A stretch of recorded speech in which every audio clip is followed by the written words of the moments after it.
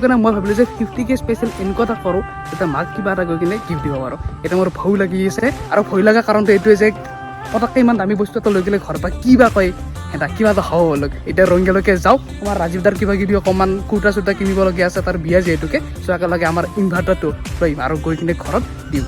মায়ে বেছি camera friendly নহয়, তথাপিতো মই চাইডকৈ অকণমান কৰিব চেষ্টা কৰিম। আমাৰ ছাবস্ক্ৰাইবাৰ এজন পাই গ'লো নে কি ভাই? অঁ, আৰু ই মোক প্ৰেংক কল কৰিছিল, মই এক চিনি পাইছোঁ হয়নে নহয়? কুৰ্তা পোৱা যাব নেকি ভাল চাই? ন আমাৰ দৰাৰ মানে কইনাও আছে আৰু পইচাও আছে, কিন্তু কুৰ্তা পোৱা নাই বিচাৰি। আগতে আছে ন? দুদিন পিছত গম পাবি ৰ তই দেখাইলো। ইমান দামী বস্তু কি আনছে? 19,000 টকা। 19,000 টকা? কতৰি দেখোন লেমৰ পথতে কৰিলোঁ, এতিয়া নাটক